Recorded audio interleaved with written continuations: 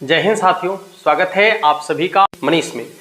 दोस्तों मैं हूं एमके एक्सपर्ट और ये ब्रह्मास्त्र कोर्स जो 2023 आपका चल रहा है इसका आज ये चौथा दिन होने वाला है। और आप लोगों से हम ये पूछे थे कि वीडियो के लेंथ को थोड़ा सा बड़ा कर दे, तो आप लोगों ने कमेंट बॉक्स में जवाब दिया है कि हाँ थोड़ा सा बड़ा कर दे। ठीक है, तो जो वीडियो 20 और 25 मिनट का हुआ करता था, अब उस वीडियो के लेंथ को थोड़ा सा 35 और 40 मिनट में बदलने का प्रयास करेंगे हम। ठीक है, हो सकता है तो आज ही से बदल दे या फिर आज से नहीं तो कल से जो है निश्चित रूप से उसको बदलने का प्रयास करेंगे। देखिएगा, और हर रोज शाम में 7 बजे जो आप लोग के लिए ऑब्जेक्टिव का क्लास हम लेकर आते हैं, ठीक है, उसमें आप सभी निश्चित रूप से जुड़ेंगे, क्योंकि आपके बोर्ड एग्जाम में जो ऑब्जेक्टिव आपसे पूछा जाएगा, ठीक है, और जब तक आपको ऑब्जेक्टिव क्वेश्चन को बनाने का ऑब्जेक्टिव तरीका मालूम नहीं होगा, आप सवाल को नहीं सॉल्व कर पाएंगे बोर्ड एग्जाम में। ठीक है, इसलिए आपको जो है शाम में 7 बजे सभी लोग अवश्य जुड़ेंगे, ताकि आप अपने ऑब्जेक्टिव वाला जो पोर्शन आपका है उसको बेहतर तरीके से कंप्लीट कर पाएंगे। आप हर रोज 25 क्वेश्चन, कभी कभी 50 क्वेश्चन भी लेकर आते हैं। ठीक है, इसलिए जो है आपको हमेशा उसमें जुड़े रहना है, हर रोज क्लास लेना है, वहां पर डिस्कशन उसका करना है। ठीक है, आज जो हम लोग देखने वाले हैं इसमें डे 4 और आज देखेंगे फलन के प्रकार। पिछले क्लास में हम लोग फंक्शन पढ़ लिए थे और फंक्शन के बारे में आपको जानकारी दे दिया गया है कि फंक्शन क्या है, ठीक है, फलन क्या है। बस एक बार मोटा जानकारी आपको दे देते हैं फंक्शन के बारे में कि फंक्शन एज ए मशीन, ठीक है, जिसमें एक मान रखेंगे एक निकलेगा ना, या फिर एक से अधिक मान रखेंगे तैयो एक के गो निकलेगा, और यदि इसको फॉलो कर रहा है तो वो आपका फंक्शन कहलाएगा। और यदि आपने कहीं एक मान डाला और गलती से 2 मान निकल गया, ठीक है, आपने एक मान डाला और कहीं 2 मान निकल गया, तो आपका फंक्शन नहीं होगा, यानी वो फंक्शन नहीं कहलाएगा। ठीक है, पिछले क्लास में यही देख लिए थे। इसके अलावा आपको बता दिए थे कि इसका डोमेन क्या होता है, रेंज क्या होता है, ठीक है, फंक्शन को पहचानेंगे कैसे। तो यदि आपने अभी तक उन वीडियो को नहीं देखा है, ठीक है, तो उस वीडियो का लिंक नीचे डिस्क्रिप्शन में आपको दिया गया है, जाकर आप पहले उस वीडियो को देख लीजिएगा, क्योंकि फंक्शन के बारे में पूरी जानकारी आपको वहां पर दी गई है। आज हम लोग पढ़ेंगे फंक्शन के प्रकार को, कि फंक्शन कितने प्रकार के होते हैं, या फंक्शन में और भी क्या चीजें हैं, इन सारी चीजों को आज डिस्कस करेंगे। ये जो फंक्शन का प्रकार है, इससे आपके बोर्ड एग्जाम में सवाल पूछा जाता है। ठीक है, हाँ, 1-2 सवाल यहां से पूछा ही जाता है इसके टाइप पर, तो इसको थोड़ा सा समझने का प्रयास करेंगे बेहतर तरीके से। ठीक है, आइए शुरू करते हैं। फंक्शन के प्रकार में सबसे पहला आपका है एकाएकी या एकक फलन।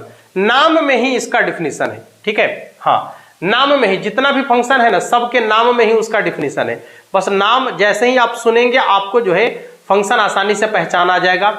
जैसे क्या लिखा हुआ है कि एकाएकी या एकक फलन, इंग्लिश में उसको कहते हैं 1-1 या फिर इंजेक्टिव फंक्शन। देख लीजिएगा, 1-1 या फिर इंजेक्टिव फंक्शन। जैसे ही यहां लिखा हुआ है एकाएकी, एकाएकी मतलब क्या होता है, एगो ना, एकाएकी, एकक या फिर 1-1।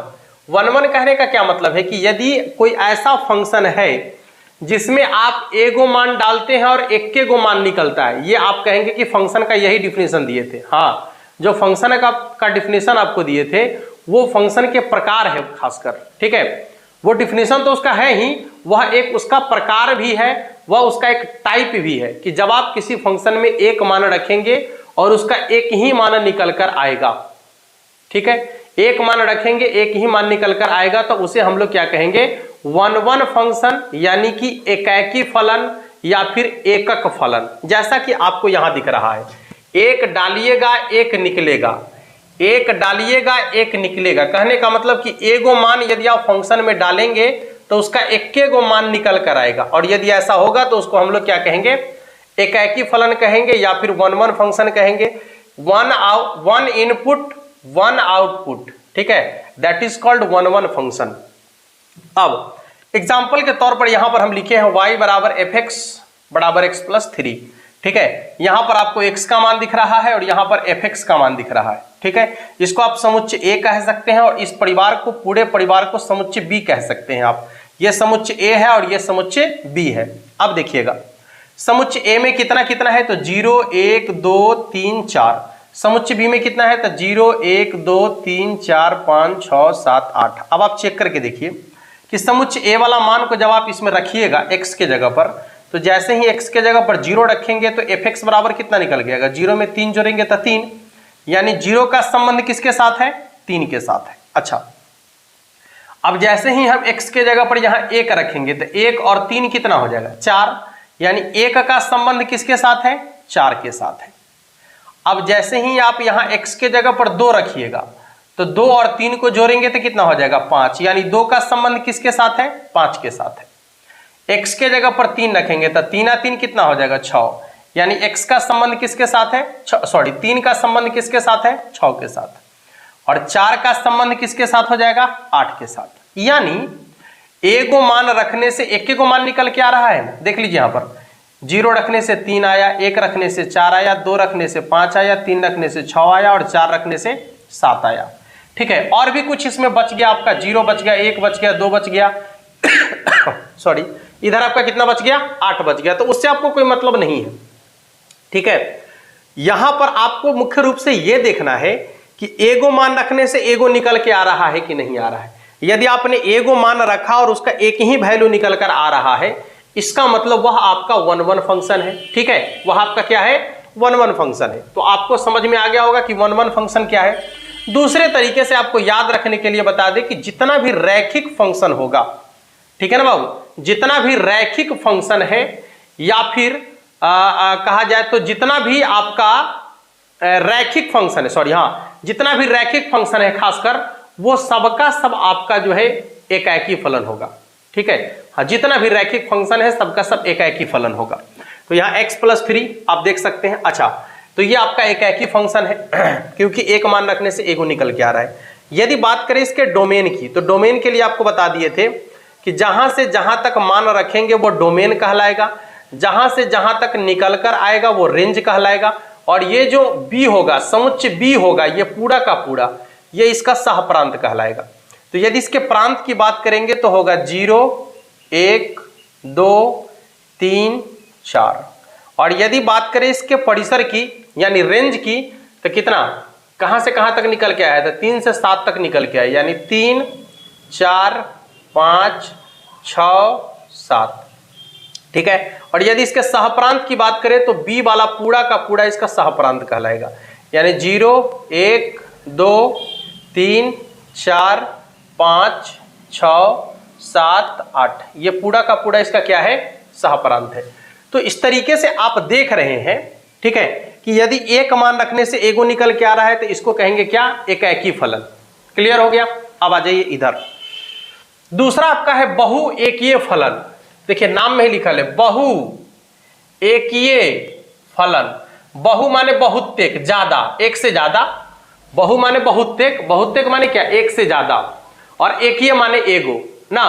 ये कह रहा है कि यदि आप बहुतेक मान रखिएगा ना, बहुतेक माने एक से ज्यादा रखिएगा ना मान, तो यो एक गो निकल के आएगा। ठीक है, यदि आप फंक्शन में एक से ज्यादा मान रखिएगा ना तो यो एक गो निकल के आएगा, और यदि ऐसा हो रहा है तो समझिए कि वह बहु एकीय फलन है। ठीक है, यदि ऐसा किसी फंक्शन में हो रहा है तो आप समझिए कि वो बहु एकीय फलन है, क्योंकि आप एक से अधिक मान रख रहे हैं, माने बहुतेक मान रख रहे हैं, एक गो मान निकल के आ रहा है। जैसा कि यहां पर लिखा हुआ है, एक से अधिक डालने पर एक ही मान निकलेगा। ठीक है, तो वो आपका कहलाएगा बहु एकीय फलन।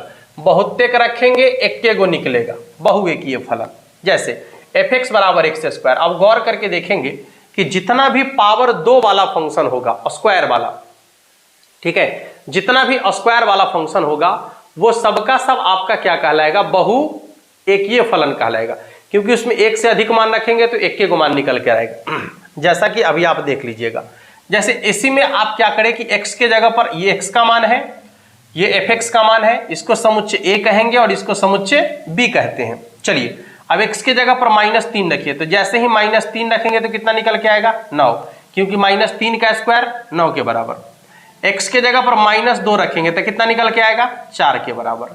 x के जगह पर -1 रखेंगे तो कितना निकल के आएगा, 1 के बराबर। ठीक है, x के जगह पर 0 रखेंगे तो कितना निकल के आएगा, 0 के बराबर। ठीक है, x के जगह पर 1 रखेंगे तो कितना निकल के आएगा, 1 के बराबर। x के जगह 2 रखेंगे तो कितना निकलेगा, 4 के बराबर।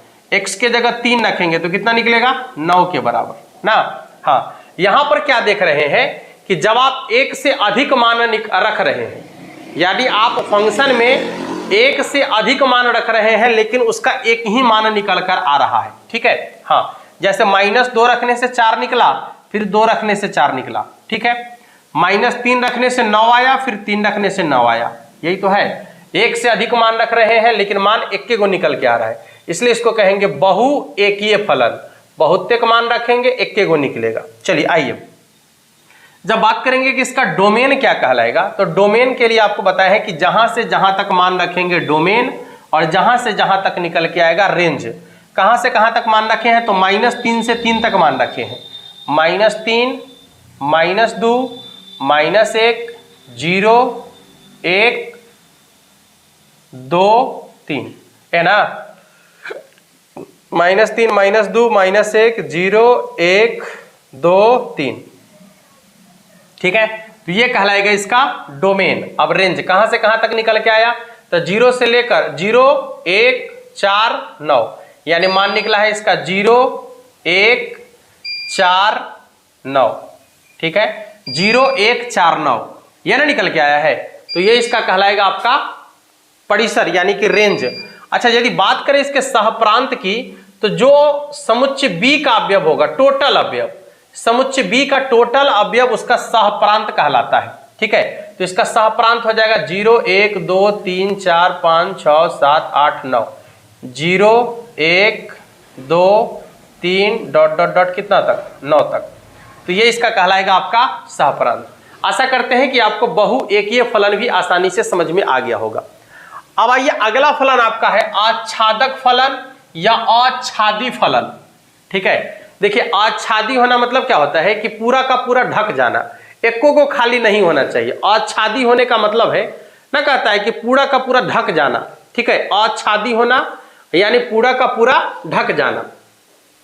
तो यहां पर आच्छादक या आच्छादी का यही मतलब हुआ कि पूरा का पूरा ढक जाना चाहिए। समझ में आ रहा है, पूरा का पूरा क्या हो जाना चाहिए, ढक जाना चाहिए। माने जिसको आप ढकने का प्रयास कर रहे हैं, ठीक है, जिसको झांपने का प्रयास कर रहे हैं, वो पूरा का पूरा झांपा जाना चाहिए, एको को खाली नहीं होना चाहिए, एको को दिखाई नहीं देना चाहिए। इसी को तो आच्छादक कहते हैं ना। चलिए, आच्छादे मतलब पूरा का पूरा ढक जाना। अर्थात देख लीजिए यहां पर, इसको कहते हैं ऑनटू फंक्शन या फिर सरजेक्टिव फंक्शन। चलिए ध्यान से देखिएगा, यहां पर कह रहा है कि fx अर्थात b वाला कोई भी खाली नहीं होना चाहिए। कहने का मतलब है कि चाहे एगो रखने से एगो मान निकले या फिर एक से अधिक रखने से एगो मान निकले, ठीक है, उससे कोई मतलब नहीं है। मतलब आपको सिर्फ इससे है, ठीक है, मतलब सिर्फ इससे है कि ये जो b वाला आपको दिख रहा है, ये एक भी खाली अवयव नहीं होना चाहिए। माने पूरा का पूरा ढक जाना चाहिए, पूरा का पूरा झांपा जाना चाहिए, एको को खाली नहीं होना चाहिए। एको को खाली तभी नहीं होगा जब इधर वाला अवयव, इधर वाला जो आपका है मान, ठीक है, ये सबके सब इधर वाला का कोई ना कोई मान हो। जैसे 1 रखने पर 3 आया, 2 रखने पर 6 आया, 3 रखने पर 9 आया। आप इसका देख लीजिए ना, समझ में आ जाएगा। जैसे ही x के जगह पर 1 रख रहे हैं, तो 1 रखने पर कितना आएगा, 3, 2 रखने पर 6, 3 रखने पर 9, 4 रखने पर 12, 5 रखने पर 15, 6 रखने पर 18। देख लीजिएगा, इधर वाला पूरा का पूरा ढक गया, एको को खाली नहीं ना है। एगो रखने से एगो निकल के आए तो, या फिर एक से अधिक रखने पर एगो निकल के आए तो फर्क नहीं पड़ता है। फर्क सिर्फ इस बात का पड़ता है कि इधर जो आपको ये b दिख रहा है, ये समुच्चय b दिख रहा है, ठीक है, ये समुच्चय b दिख रहा है, या जो fx का मान दिख रहा है, ये पूरा का पूरा ढक जाना चाहिए, एक भी इसमें खाली नहीं होना चाहिए। यदि एको को खाली रह जाएगा तो वह आच्छादी नहीं कहलाएगा। आच्छादी मतलब अच्छा से ढका हुआ नहीं कहलाएगा। क्लियर हो गया, बस यही तो है। चलिए देखिए, अब यदि बात करेंगे कि इसका डोमेन क्या है, यानी इसका प्रांत क्या है, तो जहां से जहां तक मान रखे हैं इसका प्रांत है। 1 है, 2 है, 3 है, 4 है, 5 है, 6 है, 6 तक ना मान रखे हैं, तो ये प्रांत है इसका। अच्छा, यदि बात करें इसके परिसर की, तो परिसर है 3, 6, 9, 12, 15, 18। 3, 6, 9, 12, 15, 18, ये इसका परिसर है। अच्छा, यदि बात करें इसके सह प्रांत की, तो b का मान तो यह है ना है, और ये पूरा का पूरा जो है आपका 3, 6, 9, 12, 15, 18, ठीक है। अब आप एक चीज देख सकते हैं कि ये जो आपका अच्छादी फलन है या अच्छादक फलन है, इसकी एक सबसे बड़ी खासियत है क्या, कि उसके परिसर का मान और सहप्रांत का मान दोनों के दोनों क्या होगा, बराबर होगा। ठीक है। यदि किसी फंक्शन में परिसर का मान और उसके सहप्रांत का मान दोनों के दोनों यदि बराबर हो जाए तो समझ लीजिए कि वह आपका अच्छादी फलन है या अच्छादक फलन है। क्योंकि आप यहां देख रहे हैं कि एक भी खाली नहीं होना चाहिए बी का मान, तो एक भी खाली नहीं होगा कहने का क्या मतलब कि ये टोटल के टोटल आपका जो है परिसर हो जाएगा ना। जब ये टोटल परिसर हो जाएगा तो यही तो आपका फिर सहप्रांत होगा ना। तो यदि किसी फंक्शन में परिसर का मान और सहप्रांत का मान बराबर हो जाए तो वह जो फंक्शन होगा आपका अच्छादी फलन या अच्छादक फलन कहलाएगा। क्लियर हो गया। आ जाइए, तो यहां पर लिख देते हैं परिसर बराबर सहप्रांत, परिसर बराबर सहप्रांत। ठीक है, परिसर बराबर सहप्रांत। तो यदि किसी फंक्शन का परिसर और सहप्रांत दोनों बराबर है तो वह आपका जो है अच्छादी या अच्छादक फलन कहलाएगा। अब इधर आ जाइए, x के जगह पर -2 रखिए, तो -2 का स्क्वायर 4 और 4 को 2 से गुना करेंगे तो कितना हो जाएगा 8 -1 का स्क्वायर 1 और उसको 2 से गुना करेंगे तो कितना हो जाएगा 2 के बराबर। 0 का स्क्वायर 0 में 2 से गुना करेंगे तो कितना हो जाएगा 0 के बराबर। 1 का स्क्वायर 1 में गुना करेंगे तो कितना हो जाएगा 2 के बराबर। ये हो जाएगा आपका 8 के बराबर। अब आप देख रहे हैं, क्या देख रहे हैं, ध्यान से देखिए कि 1 से अधिक मान रख रहे हैं। जैसे -2 रख रहे हैं तो 8 आ रहा है और 2 रखने से भी 8 आ रहा है। ठीक है, मतलब उससे आपको नहीं है, मतलब इससे है कि ये जो b वाला है ये खाली नहीं होना चाहिए। तो आपको दिख रहा होगा कि b का जो है एक भी अवयव खाली नहीं है, माने पूरा का पूरा अच्छा से ढक गया है। ढक गया मतलब अच्छादी हो गया। ठीक है। अब आइए, तो इसका यदि डोमेन देखा जाए तो जहां से जहां तक मान रखे हैं डोमेन, जैसे -2 -1 0 1 2, ये इसका डोमेन है। और यदि इसका रेंज देखा जाए तो कितना होगा 0 2 और 8। और यदि इसका सहप्रांत देखा जाए तो फिर यही होगा 0 2 और 8। ठीक है, यहां से भी आपका क्लियर हो गया ना। तो यदि किसी फंक्शन का सहप्रांत और परिसर दोनों के दोनों समान हो तो समझ लीजिए कि वह आपका जो है अच्छादी फलन है। ये इसका एक और डेफिनेशन हो सकता है यही वाला, कि यदि किसी फंक्शन का सहप्रांत और परिसर बराबर है तो वह आपका अच्छादी फलन कहलाएगा। क्लियर है। आशा करते हैं कि ये 3 फंक्शन आपको आसानी से समझ में आ गया होगा। पहला है आपका एकाएकी या एकक फलन, दूसरा बहुएकी और तीसरा अच्छादी। एकाएकी मतलब एगो रखेंगे एगो निकलेगा। ठीक है, अब बी में कोई खाली भी रह गया तो उससे कोई दिक्कत नहीं है, ठीक ना, लेकिन एगो रखने से एक एगो निकल के आना चाहिए। बस आपको सीधा ये मतलब रखना है, मोटा बात। बहुएकीय मतलब बहुते रखेंगे एक एगो निकलेगा ना, तो बहुएकीय कहलाएगा। बी में खाली है उससे कोई मतलब नहीं है। अच्छादी मतलब पूरा का पूरा ढक जाना चाहिए, माने बी वाला पूरा का पूरा ढक जाना चाहिए, कोई भी खाली नहीं होना चाहिए। चाहे एगो रखने से एगो निकले, चाहे एक से अधिक रखने से एगो निकले, कोई फर्क नहीं पड़ता है। ठीक है, फर्क सिर्फ इससे पड़ता है कि बी वाला पूरा का पूरा ढकल होना चाहिए। दूसरा उसका डेफिनेशन है कि यदि किसी फंक्शन के परिसर का मान और सहप्रांत का मान बराबर है तो वह आपका क्या कहलाएगा, अच्छादी या अच्छादक फलन कहलाएगा। क्लियर हो गया, इतना समझ में आ गया। एक और है इसके प्रकार में, उसको भी देख लेते हैं, फिर आगे की बात करेंगे। अब हम चलिए ध्यान देंगे इधर। सबसे लास्ट वाला आपका है एकाएकी अच्छादक या फिर एकाएकी अच्छादी फलन। ठीक है, नाम में ही सबका डेफिनेशन है, बस आपको थोड़ा सा समझ लेने की जरूरत है और आप भली भांति समझ भी गए होंगे। एकाएकी अच्छादक या फिर एकाएकी अच्छादी। एकाएकी अच्छादक को 1 1 on 2 फंक्शन कहेंगे और एकाएकी अच्छादी को बाइजेक्टिव फंक्शन कहेंगे। बाइजेक्टिव फंक्शन देखिए इसके नाम में ही क्या है, 1 1 on 2 यानी एकाएकी अच्छादक। एकाएकी के बारे में आपको मालूम है कि एगो रखने से एक एगो निकलना चाहिए, और अच्छादक के बारे में आपको क्या मालूम है कि पूरा का पूरा ढक जाना चाहिए, माने एको को खाली नहीं होना चाहिए। यही बताए है ना। एकाएकी के बारे में आपको बताया गया है कि एक रखने से एक ही मान निकलना चाहिए। ठीक है, और अच्छादक के बारे में आपको बता दिए हैं कि पूरा का पूरा ढक जाना चाहिए, माने बी वाला कोई भी खाली नहीं होना चाहिए। ठीक ना। हाँ चलिए देखिए, देखते हैं इसके आधार पर एक यहाँ पर हमने एग्जाम्पल लिया है y बराबर fx बराबर 5x है, ठीक है। अब क्या है तो इसमें देखिएगा यहाँ 0 है ना, जैसे ही x के जगह 0 रखेंगे तो क्या हो जाएगा, 0 हो जाएगा।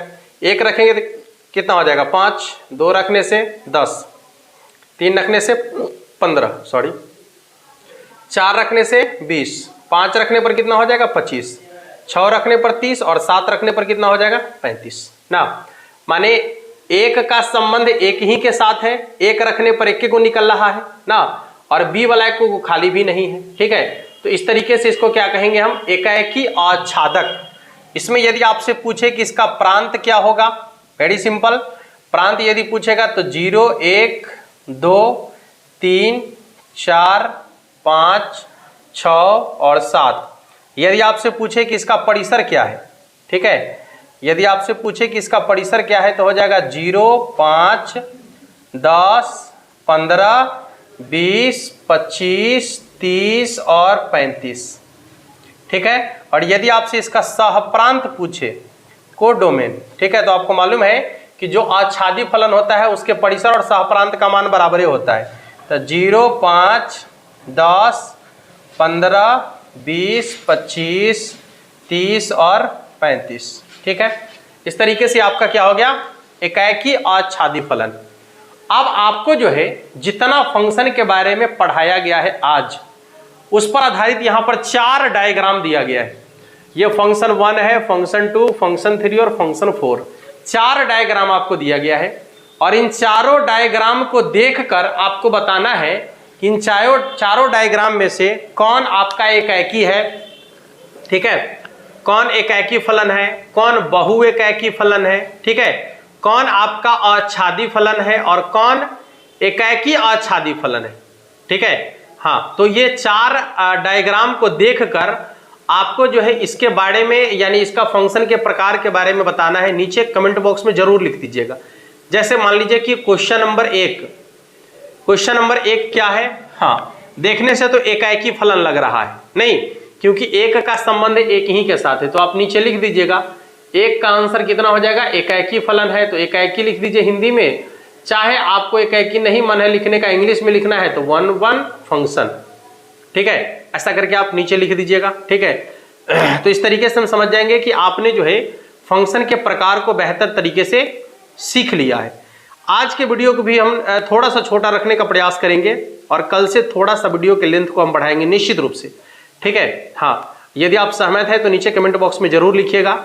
ये जो बहुत इंपॉर्टेंट टॉपिक आपका था, जो मुख्य रूप से जिसमें परेशानी बच्चों को ज़्यादातर होता है, इसको छोटा छोटा रखकर जो है आपको पढ़ाने का प्रयास किए ताकि आप बेहतर तरीके से समझ चुके, ठीक है। हाँ, तो आपको समझाने के लिए ऐसा किया गया है। अब बाकी क्वेश्चन आपका जो है निश्चित रूप से, पहले और भी इसका कुछ टॉपिक है उसको क्लियर कर लेते हैं, फिर इस पर क्वेश्चन करने का प्रयास करेंगे। मिलेंगे फिर नेक्स्ट क्लास में, और तब तक के लिए आप सभी को जय हिंद।